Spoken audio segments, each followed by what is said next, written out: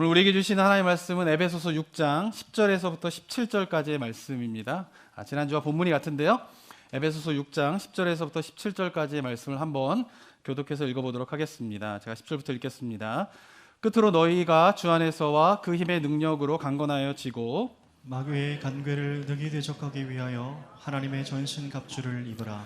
우리의 씨름은 혈과 육을 상대하는 것이 아니요 통치자들과 권세들과 이 어둠의 세상 주관자들과 하늘에 있는 악의 영들을 상대함이라. 그러므로 하나님의 전신 갑주를 취하라. 이는 악한 날에 너희가 능히 대적하고 모든 일을 행한 후에 서기 위함이라. 그러므로 서서 진리로 너희 허리띠를 띠고 의의 호신경을 붙이고 평안의 복음이 준비한 것으로 신을 신고 모든 것 위에 믿음의 방패를 가지고 이로써 능히 악한 자의 모든 불화살을 소멸하고 구원의 투구와 성령의 검 곧 하나님의 말씀을 가지라. 아멘. 네, 지금 급하게 주차를 볼보 SUV 차량 이동을 부탁한다는 급전이 왔는데요. 일부 예배실 것 같아요. 목사님에게 일부 예배 연락을 하셔야 될 것 같아요. 네. 주차가 좀 이렇게 이제 모자라 가지고요. 이중 주차를 하고 있는데 주차부에서 좀 이렇게 광고가 좀 이제 나가야 될 때가 좀 된 것 같습니다. 행복한 고민인데요. 성경 읽고 바로 광고하니 좀 어색한데 우리 성도님들은 뻐꾸기라는 새를 아십니까? 그 뻐꾸기가 새끼를 어떻게 키우는지 혹시 아시는지 모르겠습니다.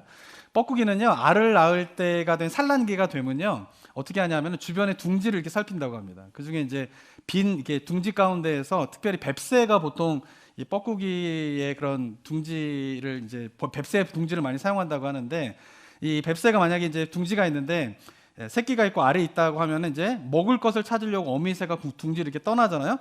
그럼 그 빈 둥지에다 남의 둥지에다가 뻐꾸기가 알을 낳는다고 합니다. 그리고는 알을 낳고 그냥 가버린대요. 그럼 이제 어미새가 먹을 걸 찾아서 딱 돌아오면은 거기에 자기가 낳은 알도 있고요, 뻐꾸기가 낳은 알도 있는데 그걸 구별하지 못한대요. 그래서 그냥 품고 이제 부화될 때까지 했다가 자기가 낳은 알에서 새끼도 나오고 뻐꾸기가 낳은 알에서도 새끼가 나오는데 그것도 새끼를 구별하지 못한대요. 그래가지고 열심히 다른 데 가가지고 먹이를 이제 구해다가 그 뻐꾸기 새끼도 자꾸 이런 말 드려 죄송하지만 먹이고, 그 다음에 뱁새 자기의 새끼도 먹이고 하면서 이제 키우게 되는 일을 하게 된다고 합니다. 그래서 뻐꾸기는 자기가 알을 낳지만 새끼를 돌보지 않고 그냥 떠나버리고 다른 둥지에서 그렇게 알을 낳고 키운다라고 하는 이야기를 제가 듣게 되었습니다. 지난 시간에 제가 영적 전쟁이 가장 치열한 전쟁터가 어디라고 말씀드렸죠? 그것은 우리의 마음이라고 말씀을 드렸습니다. 왜냐하면 사단이 그리스도인들을 넘어뜨리기 위해서 주로 사용하는 주된 전략 중에 하나가 뭐냐 하면은 우리들의 마음에 뭐를 넣는 거예요? 생각을 집어넣는 것이다 라고 말씀을 드렸습니다. 사단이 우리를 넘어뜨리기 위해서 마음에 생각을 집어넣는 이유가 무엇 때문이냐 하면은 대부분의 사람들은 우리의 마음속에서 떠오르는 모든 생각들이 그냥 내 거라고 생각을 해요. 내가 하는 생각이라고 생각을 하는 거죠. 근데 그 생각 중에는 사단이 주는 생각이 있고 그리고 내가 하는 생각이 있는데 이게 사단이 주는 생각인지 내가 하는 생각인지 구별하지 못하고 그냥 내 마음속에 떠오르는 모든 생각들은 다 내가 하는 것, 그러니까 나의 의사결정 그리고 행동에 옮기게 되는 일들이 일어난다라고 말씀을 드렸습니다. 마치 뻐꾸기가 몰래 남의 둥지에다 알을 넣었는데 그 둥지의 주인은 그 알이 자기가 낳은 알인지 뻐꾸기가 낳은 알인지 모른 채 품고 부화시켜서 그 새끼들을 키우는 것과 마찬가지로 많은 사람들의 생각 속에서 사단이 넣어주는 생각이 있는데 그 사단이 넣어주는 생각을 인식하지 못한 채 마치 자기가 다 하는 생각인 것처럼 그 생각들을 품고 부화시켜서 그것을 행동에 옮기게 되면서 결국에는 사단의 종노릇하는 일들이 생기게 된다라고 말씀을 드렸습니다. 제가 이 부분을 강조하는 이유는 무엇 때문이냐면요, 한국교회의 많은 성도님들이 사단과 대적하여서 영적 싸움을 싸워라 라고 생각할 때에 이 마음의 영역에서 벌어지고 있는 사단의 공격들을 잘 인식하지 못하고 영적 전쟁을 치르려고 하기 때문에 제가 특별히 영적 전쟁에서 이 마음의 영역에서 이루어지고 있는 생각과의 싸움에 대한 이야기를 제가 강조를 하였습니다. 자, 이 설교를 하고 난 다음에 지난 주 중에 이렇게 여러 영적 전쟁과 관련된 설교를 쭉 들었어요. 어떻게들 설교를 하시는가 쭉 들어봤어요. 그러다가 한국교회의 가장 큰 교회를 세우신 한 목사님의 영적 전쟁이라고 하는 설교를 제가 듣게 되었습니다. 그 목사님이 이렇게 설명을 하시는데요, 그대로 제가 인용을 했습니다. 어떻게 설명하냐면은 마귀를 대적하여, 화면을 좀 띄워주시겠어요? 마귀를 대적하여 물리치면 많은 흑암의 역사를 멸할 수 있습니다. 간단히 말해 감기기가 있다, 몸이 으스스하다, 아프다, 편두통이 있다. 그런데 아무리 약을 먹어도 효과가 없다. 그럼 어떻게 하는 것입니까? 그대로 놔두면 안 됩니다. 예수를 믿는 사람은 병의 배후에 조종하는 마귀가 있다는 것을 알고 예수의 이름으로 마귀를 쫓아내야 하는 것입니다. 나사렛 예수의 이름으로 명하노니 이 감기를 가져오는 원수 귀신아 묶음을 받으라. 원수 마귀야 물러가라고 명령해야 합니다. 꾸짖으면 마귀가 물러가고 증상이 사라지는 것입니다. 증상이 생기는 것은 눈에 보이지 않는 마귀가 자기 모습을 드러낸 것입니다. 저는 이 진리를 깨닫고 난 다음에 늘 마음속이나 몸에 흑암의 세력이 들어와서 도적질하고 죽이고 멸망시키는 일을 하려고 할 때에 곧장 그와 싸웁니다. 곧장 그를 물리치며 나중에 그 증상이 사라지는 것입니다. 편안해지는 것입니다. 자다가 일어나서도 머리가 아프고 몸에 한기가 들고 하면 그대로 자지 말고 예수의 이름으로 원수 마귀를 꾸짖습니다. 너 마귀야? 내게서 물러가라. 예수의 이름으로 명하노니 물러가라. 어떤 때는 소리치며 나가기도 하고 어떤 때는 고요히 떠나가기도 하고 여하간 떠나가면 마음이 가벼워지는 것입니다. 그러면 아침에 자고 일어나면 깨끗해져요? 상쾌해지는 것입니다. 마음에 이상한 생각이 들어와서 부정적이고 파괴적인 억압이 있으면 마귀가 안 떠나는 것입니다. 마음에 억압하는 생각과 부정적인 생각이 떠나서 마음이 편해지고 상쾌해질 때까지 싸워야 돼요. 여러분 스스로가 싸워야 돼요. 그렇게 하면 마음의 평안을 얻을 수가 있는 것입니다. 제가 토시 하나 안 틀리고 다 그대로 인용을 했습니다. 자, 저는 이 설교를 들으면서 많은 성도님들이 한국교회 성도님들의 영적 전쟁이라고 하면 이런 생각들을 많이 하겠구나라고 하는 것을 다시 한번 생각하게 되었습니다. 그러면서 제가 지난주에 사단이 우리의 마음에 생각을 집어넣는데 사단이 집어넣는 생각과 우리가 좀 싸워야 된다. 영적 싸움을 해야 된다라고 했을 때에도 이런 식으로 생각을 하시겠구나라는 것을 좀 제가 보게 되었습니다. 그래서 제가 오늘 우리 성도님에게 이야기하고 싶은 건 뭐냐면 제가 우리 성도님들과 나누고 싶은 영적 전쟁은 사단이 내 마음에 들어오면 불안해지고 몸이 아프고 불경건한 생각이 떠오르고 그래서 영적 전쟁을 해서 내 마음에 있는 사단을 몰아내어서 불안도 해결하고 아프던 몸도 괜찮아지고 불경건한 생각도 사라지게 되는 식의 영적 전쟁을 이야기하는 게 아니에요. 한국말을 끝까지 들어야 되죠. 물론 사단이 공격해서 몸이 아프고 불안한 마음이 생기고 그래서 그 마음에 있는 것을 전쟁의 영적 싸움을 해서 몰아내는 영적인 싸움도 분명히 있습니다. 그렇기 때문에 목사님께서도 이러한 영적 전쟁을 치루라라고 이야기를 하신 것이죠. 그러나 제가 이야기하고 싶은 영적 전쟁은 이런 싸움이 아니라 생각의 싸움이라고 하는 건 이런 싸움이 아니라 제가 이야기하고 싶은 우리 성도님들에게 강조하고 싶은 영적 전쟁은 뭐냐면 바로 가치관의 싸움이에요. 가치관의 싸움. 그러니까 제가 말하는 생각의 싸움이라고 하는 건 뭐냐면 사단이 우리 안에 들어오면 이상한 생각이 나고 사단을 그래서 내쫓으면은 그런 생각이 사라지고 사단이 우리 안에 들어오면 몸이 아프고 그래서 사단을 내쫓으면은 몸이 괜찮아지고 이런 식의 영적인 싸움을 이야기하는 것이 아니라 우리 삶의 궁극적인 방향과 삶의 방식을 뒤흔드는 가치관과의 싸움에 대해서 우리가 좀 생각해 봐야 한다라고 하는 것이에요. 근데 이 가치관과의 싸움의 영적 전쟁의 개념보다는 좀 전에 말씀드린 설교의 예로 들어서 말씀드린 그런 식의 영적 전쟁에만 너무 익숙해져 있다라고 하는 것이죠. 그렇기 때문에 영적 전쟁과 관련돼서 우리가 기억해야 할 첫 번째는 뭐냐면 그리스도인들을 넘어뜨리기 위한 사단의 공격은 다양하다는 거예요. 그리고 사단의 주된 공격의 방법은 그 다양한 것 중에 주되게 사용하는 방법은 시대에 따라 달라질 수 있다라고 하는 것에 대해서 우리가 좀 생각을 해야 하는 것이죠. 왜냐하면 인간의 삶은 어떻습니까? 똑같지 않아요. 30년 전에 50년 전에 살던 삶의 모습과 지금 우리의 삶의 모습은 굉장히 달라요. 100년 전에 살던 사람의 모습과 현대인들의 삶의 모습은 굉장히 다른 거예요. 그렇기 때문에 사단도 바보가 아니기 때문에 삶의 패턴이 달라짐에 따라 그 패턴이 달라진 그 사람들을 넘어뜨리기 위한 사단이 사용하는 주된 공격의 방법은 시대마다 다를 수 있다라고 하는 것이에요. 좀 전에 예를 든 목사님의 말씀처럼 70년대, 80년대 한국교회에서는요, 그리스도인들 넘어뜨리기 위해서 사단이 몸을 아프게 하는 방법을 사용했을 수도 있습니다. 하지만 요즘에는 사단이 몸을 아프게 하는 것을 통하여서 그리스도인들을 넘어뜨리는 전략을 쓸까요? 잘 안 그래요. 예전에는 몸이 아프고 막 이런 것들이 사단이 막 공격하고 막 이러니까 몸이 아프면 어디로 갔어요, 옛날에는? 기도원 가는 거예요. 목사님한테 찾아와서 안수 받는 거죠. 그러면 몸이 나아지고. 근데 요즘엔 어떻습니까? 몸이 아프면 어떠세요? 기도원 찾아가십니까? 병원부터 가잖아요. 뭐가 달라진 거예요. 그런데 여전히 뭐예요? 한국교회 성도님들이 영적 전쟁하면 조금 전에 말씀드린 것 같은 영적 정쟁의 방식만을 생각하는데 그게 아니라는 거예요. 이제는 달라졌잖아요. 사단의 전략이 달라졌기 때문에 우리도 어떻게 해요? 그거에 맞추어서 어떤 영적 전쟁을 할 것인가를 우리가 생각해 봐야 한다라고 하는 것이죠. 자, 그렇다면 사단이 이 시대의 그리스도인들을 넘어뜨리기 위해서 주되게 사용하는 공격의 방법이 무엇일까요? 그것은 바로 뭐예요? 말씀드린 것처럼 가치관을 흔드는 거예요. 가치관을 흔드는 것이. 물론 사단이 인간의 마음에 생각을 넣어서 가치관을 흔드는 것은 사단의 오래된 전략입니다. 지난주에 말씀드린 것처럼 가룟 유다가 어떻게 예수님을 팔게 되었습니까? 예수님이 가룟 유다의 마음에 생각을 집어넣은 거예요. 2000년 전에도 그 일을 했어요. 그리고 그 전에도 그 일을 했고 계속 그 일을 하고 있어요. 그런데 제가 강조드리고 싶은 것은 뭐냐면은 어느 시대보다도 지난 우리가 살고 있는 20년, 30년의 이 시간은 어느 시대보다도 사단이 생각을 넣어서 가치관을 흔드는 것에 쉽게 사람들이, 그리스도인들이 넘어갈 수밖에 없는 시대를 우리가 살고 있다라고 하는 것을 기억해야 하는 것이죠. 왜냐하면은 우리가 살고 있는 시대가 어떻습니까? 첫 번째로는 절대적인 진리의 기준이 없는 시대잖아요. 그죠? 그러면서 절대적인 기준이 없어진 자리에 뭐가 채우고 있어요? 개인마다 엄청난 양의 정보를 그 자리에서 맞닥뜨리고 있어요. 예전엔 기본적으로 사람들이 옳고 그름이라고 하는 절대적인 기준이 공통적으로 있었어요. 그러니까 사람들마다 옳다, 그르다라고 하는 공통적인 기준들을 다 가지고 있었어요. 그러니까 그런 시대에는 사단이 그때에도 생각을 집어넣어서 막 가치관을 흔들려고 하는 전략을 사용했겠죠. 그런데 그런 시대에는 사단이 만약에 10가지 생각을 집어넣는다. 그러면은 공통적으로 갖고 있는 절대적인 진리 기준이 있었기 때문에 10가지의 사단이 주는 생각 가운데에서 7, 8가지는 그 기준으로 그냥 쳐낼 수가 있었어요. 실제적으로 그랬어요, 사람들.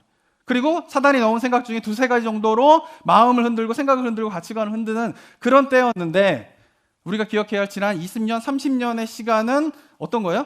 그런 기준이 무너진 시대를 살아가고 있다라고요. 공통적으로 옳다라고 하는 기준이 급속도로 무너지는 시대를 우리가 지난 20, 30년 동안 살고 있다라고 하는 것이에요. 그 주된 이유가 무엇 때문이냐면 바로 인터넷의 발달, 30년 전부터, 그리고 10년 전부터 스마트폰의 발달, 소셜미디어의 발달, 이런 것들을 말미암아 사람들이 어떻게 해요? 엄청난 양의 정보를 그냥 기준 없이 막 받아들이고 있어요. 우리가 하루에 맞닥뜨리고 있는 정보의 양은 과거 20년 전, 30년 전에 살던 사람의 정보 양과 비교할 수 없을 정도로 엄청난 양의 정보를 받아들이고 있는 거예요. 근데 문제는 뭐냐 하면은 그 많은 정보를 그냥 분별하지 않고 받아들이게 되면서 자기가 가지고 있던 공통적인 절대 기준이 흔들리게 되는 일이 일어나는 것이에요. 예전엔 이게 옳은 거야 라고 생각했는데 유튜브라든가 뭐 인터넷이라든가 엄청난 정보를 막 접하다 보면은 이게 옳은 거야 라고 하는 다른 이야기들을 듣게 되고, 그것을 어떻게 해요? 분별 없이 그냥 이 정보를 막 받아들이다 보면은 그 옳다라고 생각했던 기준들이 사라지게 되고, 그러고 난 다음에 그 자리에 어떻게 해요? 엄청난 양의 정보를 무분별하게 받아들이게 되면서 가치관의 혼란이 가중되는 시대를 우리가 살고 있다라고 하는 것을 우리가 인식해야 된다라고 하는 것입니다. 그 예가 뭐냐면요, 2019년도에 이런 일이 있었습니다. 기억하시는지 모르겠지만 유튜브에 한 미국 사람이 자기가 말기암 4기 환자인데 강아지 구충제를 먹고 3개월 후에 회복되었다라는 유튜브 영상이 떠오르게 됩니다. 아주 센세이션이 일어났어요. ABC 뉴스에서도 이 사람이 등장해서 자기 경험을 막 나누게 됩니다. 그 사람이 이야기하는 게 뭐냐면 자신과 같이 강아지 구충제를 먹고 완치된 사람이 40여 명이나 나는 알고 있다. 그래서 회복되었다라고 하는 유튜브 뉴스가 이제 유튜브의 영상이 딱 떠오르게 됩니다. 사람들이 다 어떻게 됐을까요? 한국에서도 다 구충제. 그러니까 암 환자는요, 저도 저희 아내도 이제 암 걸려봐서 알지만 이 암 환자가 되거나 암 환자의 가족이 딱 되면요, 예전에는 그 뭐야 말도 안 되는 소리 하고 있어 이랬던 내용들이 갑자기 자기 가족이나 내가 만약에 암에 걸렸다? 그러면 정말 지푸라기로 잡고 싶은 심정으로 누가 뭐 해서 나았대, 그럼 거기에 마음이 확 쏠려요. 근데 그런 이야기가 옛날에는 암에 걸리지 않을 때는 잘 안 들려요. 근데 암에 걸리거나 가족이 암에 걸렸다? 그러면 누가 뭐 해서 나았대, 누가 뭐 해서 나았대 라고 하는 소리를 얼마나 많이 듣게 되는지 몰라요. 그러니까 인터넷에서 40여 명의 사람이 강아지 구충제를 먹고 나았다 라는 소식을 듣게 되자 한국에서 암 환자들이 다 뭘 사러 다녔을까요? 강아지 구충제 사러 다녔어요. 그래가지고 뉴스에도 이런 뉴스가 나왔어요. 말기암 치료했다, 강아지 구충제 때 아닌 품절 사태. 약국마다 강아지 구충제를 구할 수가 없어가지고 사람들이 그걸 다 사는 일들이 벌어지게 된 거예요. 뭘 듣고 그러는 거예요? 유튜브 얘기를 듣고 그러는 거예요. 여기에 기름을 붓게 되는 일이 있었는데 그것은 뭐냐면 개그맨이었던 김철민이라고 한 사람이 있는데 이 사람이 이때 폐암 말기였어요. 근데 이 사람도 펜벤다졸, 이게 강아지 부충제랍니다. 저는 잘 모르지만은 강아지 부충제를 자기도 먹고 있다. 그리고 한 2달 정도 먹었는데 수치가 좋아지고 있다라고 하는 영상이 또 올라오게 됩니다. 이게 완전 기름을 붓게 되는 일들이 일어나게 되게 되는 것이죠. 그러면서 너무 급속도로 확산되다 보니까 뉴스마다 또 유튜브에 의사들이 나와가지고 강아지 구충제는 가짜 뉴스다. 의사들이 나와가지고 뉴스마다 그것은 따르면 안 됩니다. 큰일 납니다. 사람들에게 막 알려줬어요. 근데 사람들이 뭘 따랐을까요? 옛날에는 의사가 만약에 이거 먹으면 안 됩니다. 이거 먹으면 큰일 납니다. 그럼 누구 말을 믿어요? 의사 말을 믿었잖아요. 근데 이때 일어난 현상이 뭐냐? 이게 되게 우리가 좀 주목해서 봐야 되는데 의사가 나와서 이건 아닙니다라고 이야기하는데 사람들이 의사 말을 안 믿어요. 그리고 유튜브 영상에 나온 이야기를 따르는 거예요. 그러니까 이게 그냥 웃고 넘어가야 될 시대적인 그냥 시대 속에서 하나의 그냥 웃고 넘어가야 될 해프닝이 아니라 지금 사람들의 의식이 어떻게 달라지고 있는가를 우리가 한번 봐야 된다라고 하는 것이에요. 의사가 얘기해도 전문가가 이야기해도 안 믿어요. 이제는 어때요? 대통령이 이야기해도 안 믿어요. 목사가 이야기해도 안 믿어요. 목사님이 저런 이야기하는 건 뭔가 의도가 있을 거예요. 이런 식으로 보는 거예요. 그리고는 뭐예요? 여러 정보들을 막 들으면서 전문가가 이야기하는 걸 안 듣고 엉뚱한 거를 듣는 되게 중요한 사회적 현상이 2019년도에 있었다라고 하는 것이죠. 결국 그 개그맨 김철민은 어떻게 됐을까요? 죽었어요. 결국 이 사람이 10달 동안 개 구충제를 복용했어요. 2019년 11월 달부터 2020년까지. 그런데 처음에는 뭐 괜찮은지 모르겠지만 결국 10달을 구충제를 먹다가 너무 급속도로 안 좋아져서 멈추게 됩니다. 그리고 구충제를 먹은 지 2년 만에 2021년 12월에 여기 보면 이런 뉴스 하는 거예요. 뭐 미국 정부 주도 구충제 임상 실험 중이다 막 이런 이야기도 막 나오고요.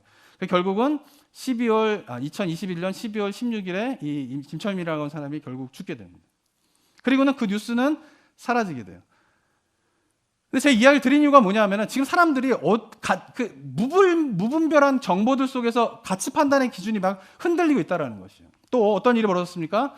2021년 1월 6일에는 미 의회에 사람들이 난입해가지고 폭동이 일어나게 되는 사건이 일어났죠. 미국 역사상 일어날 수 없는 일들이 일어난 거죠. 근데 이것도 주되게 이런 일들이 일어난 이유 중에 하나가 뭡니까? 유튜브에 있는 여러 이야기들과 소셜 네트워크에서 이루어지고 있는 뉴스들로 말미암아 이런 현상들이 일어나고 있다라고 하는 것이에요.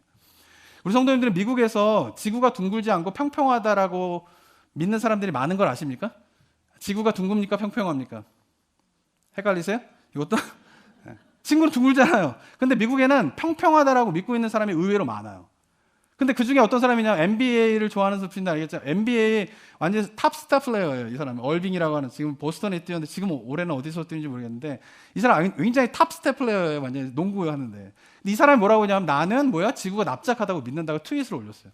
눈앞에 보이는 진실, 눈앞에 놓여 있는 진실이다. 사람들이 다 속고 있다라는 거예요. 지구는 둥글다고 세상 사람들은 다 속고 있는데 나는 지구가 평평하다라고 믿고 있다라고 하는 것을 이 사람도 그런 이야기를 하게 되었어요. 그리고는 뭐라고 이야기하면 이 유튜브 뉴스에 보면 지구는 평평한데 우리가 사진을 보잖아요. 인공위성 같은 데에서 나사가 이렇게 사진을 찍으면 둥글잖아요. 지구가. 그건 다 조작됐다는 거예요. 나사가 조작을 하고 있다는 거예요. 나사가 조작을 합니까? 이렇게? 근데 이거를 믿는 사람이 의외로 많다라고 하는 것입니다. 제가 지난주에 뉴스 하나를 봤는데 폭스 뉴스에서 나온 뉴스였는데요. 지난 12월 13일에 나온 뉴스입니다. 이게 뭐냐면은 미국의 이게 정치적인 올바름이라고 하는 운동이 퍼지고 있지 않습니까? Political Correctness라고 하는 이 정치적인 올바름에 뭐 성차별과 뭐 소수자들을 돌보고 하는 여러 가지 운동들이 일어났는데 이게 무슨 내용이냐면은 지난 12월 13일에 뉴스에 시애틀에서 한 고등학교에서 바이오 수업 시간에 시험 문제가 나왔어요. 10학년, 고등학교 10학년 시험 문제예요. 시험 문제가 뭐냐면은 임신은 여성만 할 수 있다. 맞나 틀리나. OX 문제예요. 임신은 여자만 할 수 있다. 이 문장이 맞습니까? 틀립니까? 오지 않아요? 임신은 남자가 할 수 있습니까? 임신은 여자만 할 수 있다. 오를 체크한 학생이 틀렸다. 오답이다. 이런 게 나왔어요. 남자에게만 음경이 있다. 맞나 틀리냐? 맞다. 틀렸다. 왜냐하면은 이 사람이 이야기하는 건 뭐냐면은 이 교사한테 이 학생이 들은 이야기가 뭐냐면은 인종차별주의자라는 거예요. 너는 그 답을 체크한 거는. 그리고 이것은 가부장제의 산물로 너는 지금 인식하고 있기 때문에 여기에 답을 O라고 했다는 거예요. 정답은 X라는 거예요. 그래가지고 이 부모가 어이가 없잖아요. 그래서 항의를 했어요. 어떻게 이럴 수 있느냐라고 했을 때에 시애틀 교육국에서 대변인이 내놓은 공식적인 말이 이겁니다. 우리는 가부장제 등 현대사회 문제에 대한 탐구를 장려하는 포용적 환경을 조성하기 위해 노력하고 있다. 무슨 말인지 아세요? 여자만 임신할 수 있다라고 O 표시한 거는 가부장제의 산물이라는 거예요. 남자 중심적인 시대의 사고방식을 그대로 따르고 있기 때문에 우리 교육국에서는 남자 중심의 이러한 사고방식을 벗어나는 교육의 환경을 만들기 위해서 우리는 노력하고 있다. 이게 시애틀 교육국에서의 공식적인 답변이었다라고 합니다. 여자만 임신할 수 있다라고 하는 게 가부장제적인 사상이 담겨 있는 말입니까? 근데 그렇다는 거예요, 이제는. 제가 몇 가지 예를 보여드렸지만 지금 우리가 살고 있는 시대가 어떤 시대인가를 우리가 좀 봐야 된다라고 하는 것이에요. 성경적인 가치관을 믿느냐 안 믿느냐의 수준의 가치관의 혼란을 겪는 시대가 아니에요. 이미 그것을 다 벗어났어요. 더 심각한 건 뭐예요? 기본적으로 옳고 그름의 문제가 헷갈리는 거예요, 지금. 여자만 임신할 수 있다라고 하는 게 팩트입니까? 가설입니까? 이게. 그러니까 사실이잖아요, 사실. 그러니까 사실조차를 뭔가 이렇게 이념과 생각 속에서 자꾸 가치관을 뒤흔들면서 그것을 부정하려고 하는 혼란의 시대를 우리가 살아가고 있다라고 하는 것을 우리가 기억해야 한다라고 하는 것이에요.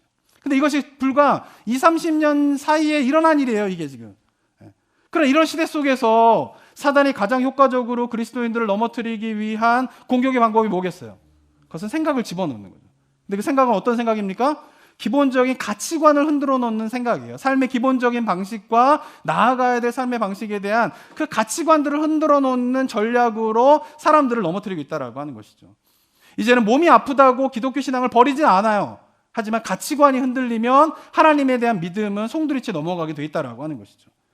그런데 이러한 시대적 상황 속에서 사단이 지금 주로 하고 있는 공격 방법에 대한 영적 전쟁에 대한 걸 개념을 가지지 못하고 한국교회 많은 성도님들은 이전 방식의 영적인 전쟁만을 생각하고 있는 것이죠. 귀신이 내 안에 들어오지 못하게 하고 내 안에 귀신이 있다면 그것을 쫓아내는 식의 영적 전쟁만 하는데 그것도 해야 됩니다. 근데 제가 시간에 말씀드렸죠. 그거 쉬워요. 귀신이 들어오면 쫓아내는 거는 쉬워요. 두려워하지 마세요. 예수 그리스도 이름으로 나가라. 명하노니 아까 목사님 말씀하신 것처럼 그럼 되는 거예요. 근데 더 중요한 건 뭐냐면은 그런 전쟁의 한 파트만이 아니라 그것만 알고 있는데 그게 아니라 정말 치열하게 싸워야 되는 전쟁은 뭐냐면 가치관의 싸움이라는 거예요. 가치관의 싸움. 자신의 존재를 직접 드러내지 않으면서 사단이 생각을 집어넣어서 가치관을 흔들고 있는 그 전략에 따라서 그 가치관과의 싸움을 하게 되는 것이 이 시대에 우리 그리스도인들이 깨어서 영적 전쟁을 치러야 할 모습이다라고 하는 것을 기억하시기 바랍니다. 좀 전에 든 이야기들은 어쩌면 우리 성도님들 가운데에서는 나는 해당이 없는데 나는 지구가 둥글다라고 믿고 나는 그렇게까지는 안 하는데 라고 나와 상관없는 이야기다라고 생각하실 수도 있을 것 같습니다.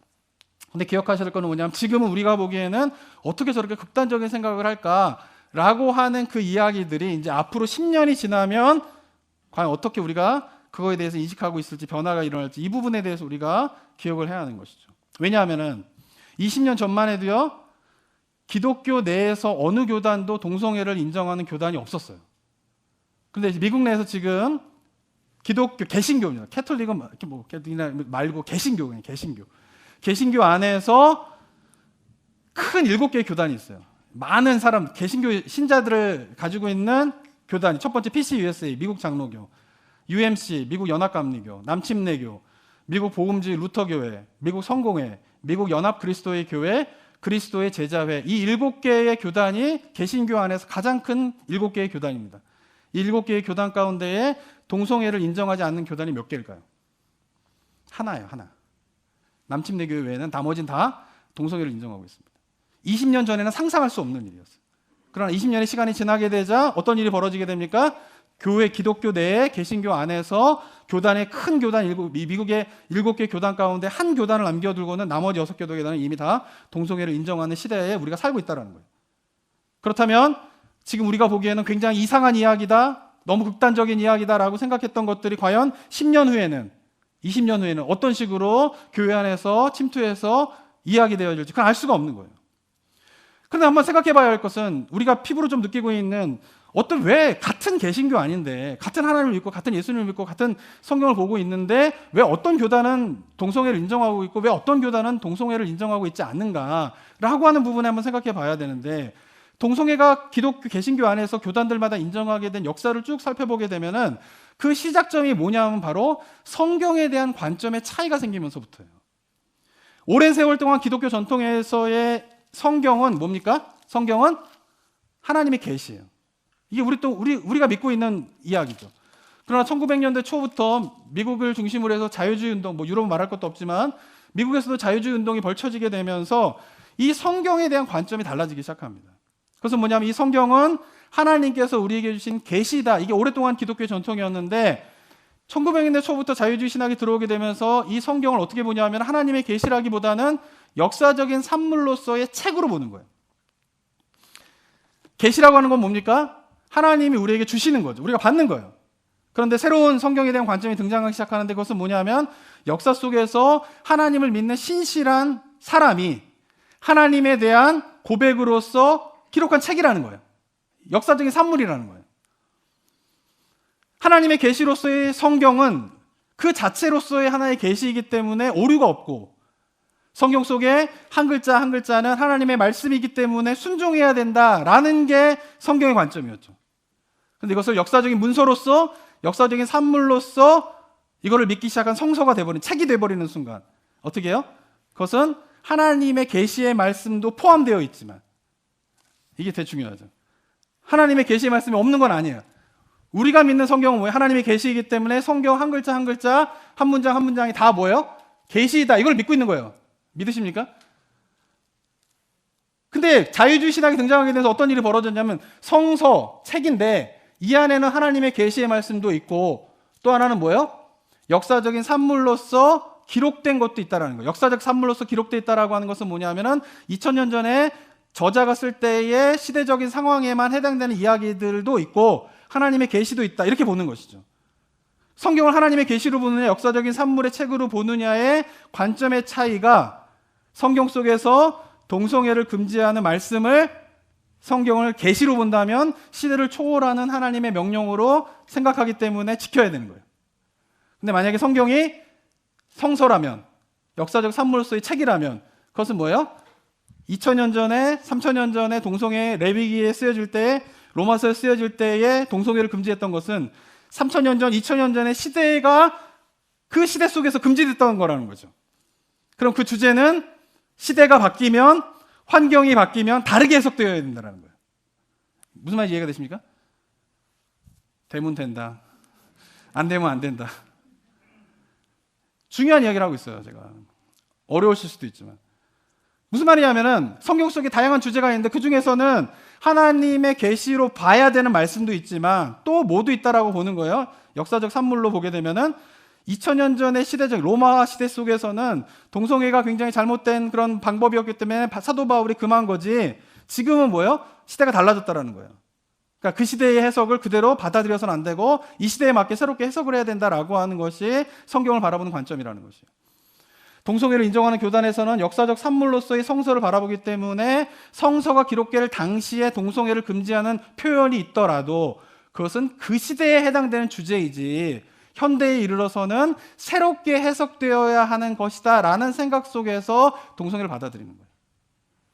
동성애를 반대하는 교단은 하나님의 계시로서의 성경을 바라보기 때문에 성경에서 동성애를 금지한다는 것은 시대를 초월하는 하나님의 명령 계시로 받아들여지기 때문에 동성애를 받아들이지 않는다라는 거예요. 그러니까 결론은 같은 기독교에서 성경을 어떠한 가치관으로 보느냐에 따라 동성애를 받아들일 수도 있고 받아들일 수도 없는 일들이 지금 우리 개신교회, 기독교 교회 안에서 벌어지고 있다라고 하는 것입니다. 결국 무슨 싸움입니까? 가치관의 싸움. 성경을 어떻게 보느냐, 어떤 가치관으로 보느냐에 따라 동성애를 받아들이게 된 것은 갑자기 막 생겨난 게 아니라 30년, 40년, 100년의 역사가 쌓여지게 된 거예요. 20년 전만에 누구도 그것을 받아들일 거라고 아무도 생각하지 못했지만 그 이전에 성경에 대한 가치관이 무엇이냐가 달라지게 되자 최근 20년 사이에, 30년 사이에 급속도로 그거에 기초를 한 여러 가지 사상들이 교회 안에 물밀들이 들어오게 되면서 그것을 받아들이게 되는 일들이 일어나게 되었다라고 하는 것입니다. 저는 이렇게 동성애가 개신교 안에 파고들고 있는 역사적인 과정들을 살펴보게 되면서 정말 앞으로 10년이 너무 중요하다는 생각을 좀 해보게 됩니다. 지금은 이민교회도 한국교회도 위기라고 다들 이야기합니다. 코로나를 거치면서 다 교회들이 문 닫고 방향을 잃어버렸다라고 하는 이야기를 좀 많이 하게 됩니다. 저도 그런 고민을 많이 하고 있습니다. 앞으로 10년 어떻게 해야 될 것이냐. 근데 제가 어제 여러 가지 뉴스를 보다가 그래도 소망이 있구나라는 뉴스를 제가 발견하게 되었습니다. 그것은 뭐냐면 지난 12월 5일에 한국에 있는 목회 데이터 연구소에서 2023년도 한국인의 종교 생활과 신앙 의식 조사라고 하는 설문을 데이터 그런 걸 조사했습니다. 거기에 보면은 20대와 30대의 20대 전체의 개신교를 다니고 있는 비율이 11%래요. 11%. 10명, 20대 10명 중에 1명 다니는 거예요. 예전에 어땠죠? 10명 중에 저희가 한 4천만 중에 1,000만이면 25%, 3명, 4명 이렇게 다닐 때도 있었는데 지금은 20대 10명 중에 1명 개신교 교회를 다닌다는 거예요. 30대는 10명 중에 1.5명이 다닌대. 15%가 다닌대요. 이거 보면 되게 좌절이죠. 그런데 이 조사에서 보면 불교 같은 경우는 20대는 기독교가 11%인데 불교는 3.5%였어요. 20대가. 30대는 기독교가 15%인데 불교는 4.7%래요. 캐톨릭은 20대가 개신교가 11%인데 카톨릭은 4.5%고 30대에서는 개신교가 15%인데 카톨릭은 4.9%에 그쳤다고 합니다. 이것만 보면 되게 비관적이죠. 그런데 이 조사를 가만히 보게 되면 어떻게 되냐면 20대, 30대에 점점 종교인의 비율은 급속도로 떨어진 건 사실이에요. 사람들이 종교에 관심이 없어지고 있어요. 그래서 비종교인이 63%, 20대, 30대가 종교를 가지고 있다. 내가 어떤 종교를 가지고 있다라고 하는 비율이 37%입니다. 그런데 이 종교를 가지고 있다라고 하는 37%만 딱 떼어 놓게 되면은 그 가운데 종교의 분포도를 보게 되면 개신교가 60%, 그리고 천주교가 한 20%, 불교가 20% 어라운드 15에서 20% 정도의 비율로서 있다라는 거예요. 이 말은 무슨 말이냐면은 젊은이들이 세속화가 되면서 종교에 관심이 없는 게 시대적인 흐름은 맞습니다. 그런데 그 젊은이들 가운데 아직도 종교라고 하는 것에 관심을 갖고 있는 그룹 가운데에서는 아직까지 영향력을 많이 미치고 있는 종교는 뭐예요? 개신교라는 거예요. 아직까지는. 저는 이 통계를 보면서 젊은이들 사이에 점차 종교를 믿지 않는 비율이 낮아지는 것에 대한 안타까움은 있지만 그러나 그래도 아직은 희망이 있다는 거죠. 아직 뭐예요? 부흥의 불씨가 꺼지진 않았다는 거예요. 제가 예전에 좋아했던 마틴 로이드 존즈 목사님이 있으셨는데 그분은 어쩌면 기독교 역사에서 가장 위대한 설교가요. 그분이 항상 외쳤던 것은 부흥이었어요. 부흥. 평생 그분의 설교의 주제는 부흥이었어요. 그리고 역사 속에 지금도 돌아가시고 난 지금도 많은 목회자들과 많은 성도들이 마틴 로이드 존즈 목사님으로 지금도 세월이 지나도 은혜를 받고 있어요. 안타까운 건 뭐냐면은 마틴 로이드 존즈 목사님이 영국에서 목회하실 때에 영국의 교회는 다 죽었어요. 그러면서 마틴 로이드 존즈 목사님이 이야기한 게 있어요. 부흥의 불씨가 꺼져서 영국 교회는 부흥의 불씨조차도 다 꺼졌다라는 거예요. 그래서 부흥의 불씨가 한번 다 꺼지니까 그것을 도저히 살려낼 수 없었다라고 하는 것이 그분의 평생 목회의 마지막 이야기였어요. 사랑하는 성도 여러분, 한국 교회도 그럴 수 있다라는 거예요. 이민 교회도 그럴 수 있다라는 거예요. 근데 아직까지 희망은 뭐냐 하면은 마틴 로이드 존즈 목사님이 영국의 부흥의 불씨가 완전히 꺼진 시대 속에서도 정말 피를 토하면서 설교하셨던 그분의 시대와는 그래도 비교할 때 우리는 뭐요? 희망이 있다라는 거죠. 이민 교회는 모르겠습니다. 통계가 없으니까. 비슷하지 않을까 싶은 생각을 그냥 품게 됩니다. 그러면서 앞으로 우리가 10년 동안 우리가 기성에 있는 교인들이 해야 할 일이 무엇인가, 이거를 좀 우리가 깊이 고민해야 되는가라는 생각을 해보게 됩니다. 무엇을 해야 됩니까? 그것은 기독교의 가치관으로 좀 무장하는 거예요. 그게 뭐예요? 전신갑주를 취하는 거예요. 그리고 뭐예요? 그 기독교의 가치관으로 무장을 하고 영적 전쟁을 싸워야 되는데 어떤 영적 전쟁을 싸워야 되냐면 귀신하고 왔대. 귀신아 물러가라, 이게 아니라 가치관이 정말 물밀듯이 지금 들어오고 있어요. 여러분들이 유튜브 보고 인터넷 보고 이럴 때 그거를요, 아무 기준 없이 그냥 보지 마세요.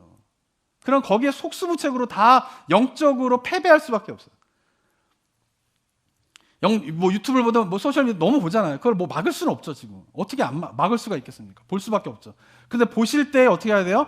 영적인 기준과 분별력을 가지고 보지 않으면은 아까 지구는 평평하다라고 믿는 사람을 지금은 우리가 말도 안 되는 거를 믿고 있다라고 비웃고 있지만 우리도 그렇게 될 수 있다라고 하는 사실에 대해서 우리가 경각심을 가져야 된다라고 하는 것입니다. 그러면서 어떻게 해요?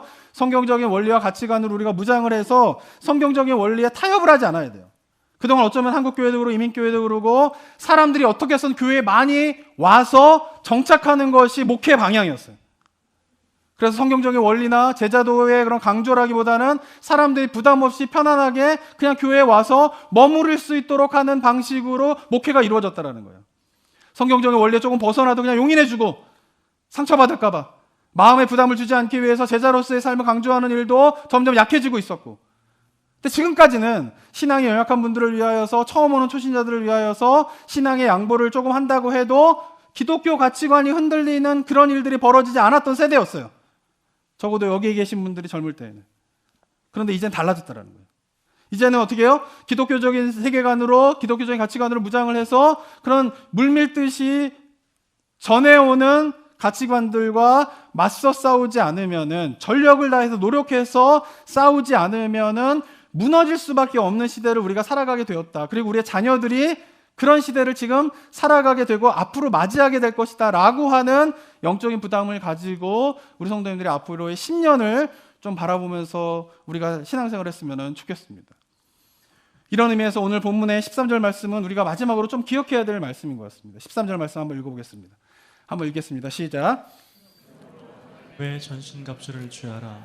이는 악한 날에 너희가 능히 대적하고 모든 일을 행한 후에 서기 위함이라. 여기서 중요한 포인트는 뭐냐 하면은 너희가 악한 날에 너희가 능히 대적하고요. 대적하고. 우리나라 말 번역으로는 대적하고라고 번역을 했지만 원문의 의미는 뭐냐 하면 좀 더 다르게 번역해 본다면 이것은 저항하다. 좀 더 원문의 의미를 보다면 그것은 자리를 지키다. 또는 그 한 자리에 굳건히 서 있다. 이런 의미가 있어요. 그러니까 이게 뭡니까? 마치 이렇게 비유할 수, 이 단어의 의미는 이렇게 비유할 수 있는 거. 막 강한 바람이 불어올 때 내가 서 있는 자리에서 물러나지 않기 위해서 버티고 있는 것과 같은 의미의 싸움을 대적하다라고 하는 의미의 단어이다라고 하는 것이죠. 지금 우리가 살고 있는 것은 뭡니까? 아까도 말씀드린 것처럼 정말 폭풍과 같이 강한 가치관의 혼란이 몰아치고 있는 시대를 살고 있다라고 하는 것을 좀 알아야 돼요. 그리고 그것에서 해야 되는 건 뭐냐면 넘어지지 않기 위해서 자리를 지키는 거예요. 이게 되게 중요합니다. 목사는 목사로서의 자리를 지키는 거예요. 세상이 어떻게 변해가도. 근데 목사가 자꾸 딴 데에 보는 거예요. 교회가 무너지는 거죠. 장로와 집사와 권사와 성도님들 어떻게 해요? 성도로서 하나님께서 부르신 그 자리를 지키셔야 돼요. 이게 뭐예요? 영적 전쟁의 출발이다라고 하는 거죠. 교회를 지키시고 예배를 지키시고 그리고 나에게 맡겨진 그 자리를 벗어나지 않고 그 자리를 지키는 것, 그것이 뭐예요? 사도 바울은 영적 전쟁의 출발이다라고 13절에서 이야기를 하고 있는 것입니다. 그러면서 휘몰아치는 가치관의 혼란의 폭풍 속에서 성경적인 가치관을 가지고 가정에서 있어야 될 자리를 지키고 교회에서 있어야 될 자리를 지키고 하나님이 부르시는 삶의 현장에서 하나님이 부르신 그 자리를 지키고 견디는 가운데에 우리가 전쟁을 치르는 시작점을 삼을 때에 그것이 바로 우리의 영적 전쟁에서 승리하는 출발점이 된다라고 하는 사실을 오늘 본문을 통해서 기억하시기 바랍니다. 바라기는 사랑하는 성도 여러분, 마지막 때에 우리가 전신갑주를 취하여 하나님께서 부르신 그 자리를 지키는 것을 통하여서 우리 삶 가운데에서 사단의 그런 공격에서 영적으로 승리하게 되는 은혜가 우리 성도님들 가운데 있게 되시기를 주님의 이름으로 축원합니다. 사랑과 은혜가 충만하신 하나님 아버지, 이 시간 우리가 살고 있는 이 시대가 어떤 시대인가를 분별하여서 주께서 원하시는 영적인 싸움들을 해나가며 승리하는 삶이 우리 성도님들의 삶의 모습 될 수 있도록 인도하여 주시옵소서. 무분별하게 쏟아지는 이런 모든 정보들을 아무런 기준과 대책 없이 받아들이지 아니하고 영적인 눈을 들어 영적인 기준을 가지고 분별할 수 있는 능력이 이곳에 계신 모든 성도님들 가운데 있게 하여 주시옵고, 그래야 해서 세상이 하나님을 버리고 다 떠나고 교회를 조롱하고 예수 그리스도의 십자가를 바라보지 않는다 손 치더라도 나를 구원하신 하나님의 은혜가 세상이 다 버려도 나는 부인할 수 없기 때문에 주님께서 명령하신 그 자리에 지키고 서서 영적인 싸움들을 감당하겠습니다 라는 고백이 우리 성도님들의 고백이 되게 하여 주시옵소서. 또한 그렇게 다짐하며 영적인 무장을 하고 세상의 가치관과 싸우며 나아갈 때에 정말 우리 성도님들의 가정이, 우리 교회가, 우리 성도들이 살고 있는 삶의 환경들이 하나님의 은혜 가운데에서 천국의 삶을 경험하게 되는 놀라운 축복이 이곳에 계신 모든 성도님들 삶 가운데 임할 수 있도록 주님 도와 주시옵소서. 은혜 감사드리며 예수 그리스도의 이름으로 기도드립니다. 아멘.